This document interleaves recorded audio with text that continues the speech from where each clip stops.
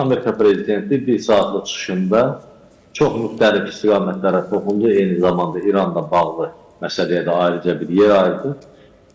Əslində biz bu çıxışda yeni fikirlər eşitmədik. Bu fikirlər zaman-zaman Trump'ın dilindən müxtəlif səviyyələrdə deyilmişdi. Bunların başında gələn əsas məsələ ondan ibarət ki, İran nüvə proqramını dayandırmalıdır. İran heç zaman nüvə silahına malik olmamalıdır. Ümumiyyətlə, nüvə proqramını dayandırmalıdır. Hətta Donald Trump'ın o vaxt belə bir məşhur ifadəsi vardı ki, İranın neft və qaz ehtiyatları bu ölkənin 300 illik enerji təminatını bəs eləyəcək səviyyədədir. Ona görə də nəyə lazımdır? Onlar əlavə atom enerjisindən istifadə etməyə çalışırlar. Əslində bu həm də gələcəkdə nüvə silahının yaradılması üçün bir müəyyən əsas ola bilər. Yəni, Amerikanın İranla bağlı qayğısının biri budur. İkincisi, şübhəsiz ki, İranın 30 ildən artıq müddətdə yaxın və orta şərqdə apardığı siyasətlə bağlı idi. Bu siyasətin mahiyyəti ondan ibarət ki, İran İsrail dövlətinin ümumiyyətlə tanımırdı, onu qəbul etmirdi və onu yer üzündən siləcəyi ilə bağlı bəyanatlar səsləndirirdi. Və bunu da praktik olaraq həyata keçirmək üçün konkret addımlar da atırdı. Biz çox yaxşı xatırlayırıq ki, 2 il öncəyə qədər İranın müqavimət oxu dediyi bir müttəfiqlər qrupu vardı ki, bunların içərisində Həmas, Hizbullah, Həşti-Şabi, Husilər və digərləri, o cümlədən Suriyadakı Əsəd rejimi İranın ən yaxın tərəfdaşları idi və İran məhz onların vasitəsilə İsraili təzyiq altında saxlayırdı.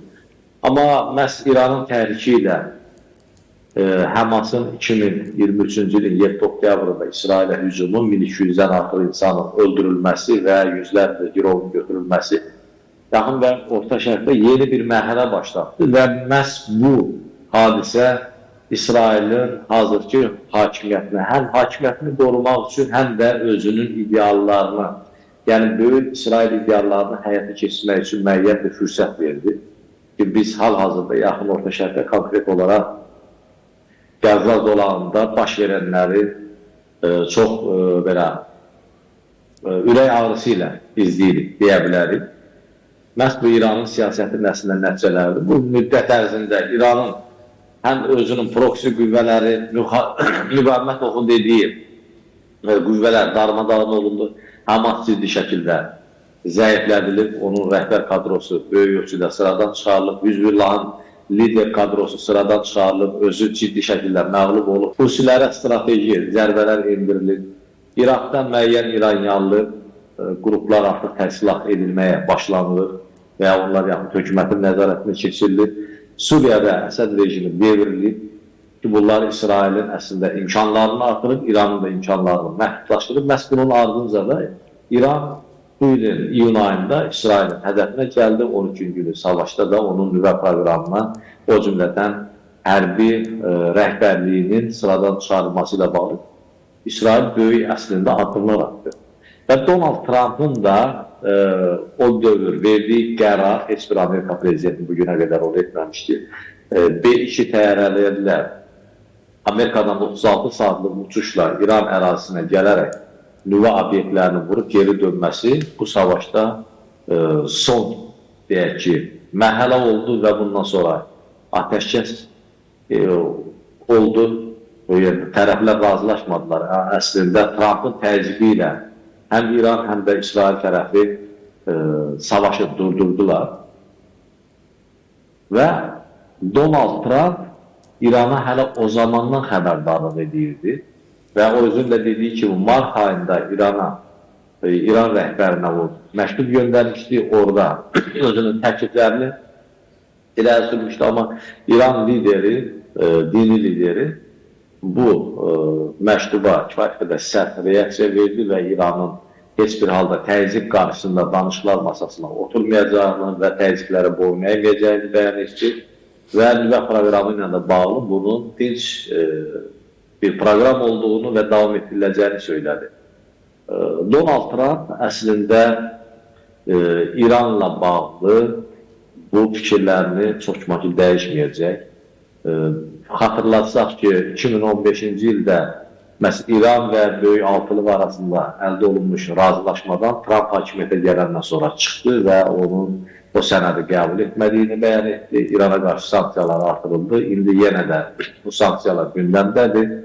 Doğru, İranın hal-hazırda müdafiə qabiliyyətini artırmaq üçün müəyyən addımlar atmağa çalışır. Xüsusilə də Rusiya və Çindən müəyyən vasitələri təmin etməyə çalışır. Amma bütün hallarda İran hal-hazırda hava hücumundan müdafiə sistemləri yetərli səviyyədə deyil və biz bunu da 12 günlük savaşda aydın şəkildə gördük.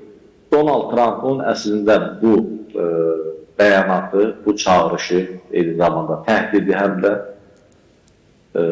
yaxın dövrlərdə İranla yenidən bir gərginliyin yaşanacağının anonsu da ola bilər. Və İsrail əslində bu tipli məsələlərdən və fürsətlərdən anındaca istifadə etməyə çalışacaq. Çox güman ki, Qəzzada prosesləri müəyyən qədər yekunlaşdıran İsrail hökuməti İrandan da gələn son sərt açıqlamaları da nəzərə alsa, belə bir fürsəti yaxalanmış kimi görünür. Yəni, bu artıq zərbə endirilməsi, yaxud gərginliyin olması bu zaman məsələsidir. Nə zamansa bu olacaq və qaçılınmazdır. Mən onun bir həftə, 10 gün, yaxud bir neçə ay sonra olacağını söyləməm doğru olmaz. Bu yanlış bir şey olar.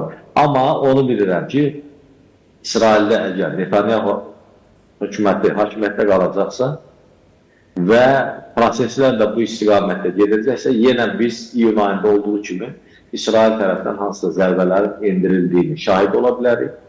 Faktlı olaraq bugün İsrail müəyyən addımlarda, sərbəst addımlar atsa da bəzi məsələlərdə, amma böyük ölçüdə bu məsələləri həm də Trump administrasiyasından əlaqəli şəkildə edir. Doğrudur, son Qatar məsələsində əlaqələndirməsə də, amma son anda elə bir momentdə Amerika Birləşmiş Ştatlarına məlumat verildi ki, onu fakt qarşısında faktiki olaraq qoydu. O baxımdan bu da yaxın orta şərqdə Amerikanın özünün siyasəti ilə bağlı ciddi suallar doğurdu. Amma bütün hallarda İran məsələsi İsrail üçün və o cümlədən Trump administrasiyası üçün həll olunmamış məsələdir. Ona görə də bir formada Netanyahu bu məsələni həll etməyə çalışacaq. Çünki özünün də qeyd elədiyi kimi, Böyük İsrail, bəd olunmuş torpaqlar və s. bu ideyanı həyata keçirmək üçün o bir fürsət yaxalayıb. Eyni zamanda Netanyahu çox yaxşı bilir ki, o əgər bugün hakimiyyətdən gedəcəksə, sabah mütləq mühakimə masasına çəkiləcək. Çünki onun özü ilə bağlı bir çox həm korrupsiya filan məsələlərlə bağlı araşdırmalar aparılıb. Eyni zamanda Qəzzadakı savaşdan öncə də biz yaxşı xatırlayırıq ki, İsrail cəmiyyətində Netanyahu'nun apardığı siyasətdən, xüsusilə də hüquq sayəsində apardığı islahatlardan ciddi narazılıqlar vardı və uzun zaman ardıcıl davam edən etiraz aksiyalarını biz yaxşı xatırlayırıq. O baxımdan Netanyahu həm də bu fürsətdən istifadə edərək həm öz ideallarını həyata keçirməyə çalışacaq, eyni zamanda paraleldə öz hakimiyyətini qorumaq üçün məhz bu tipli məsələlərdən istifadə etməyə çalışacaq.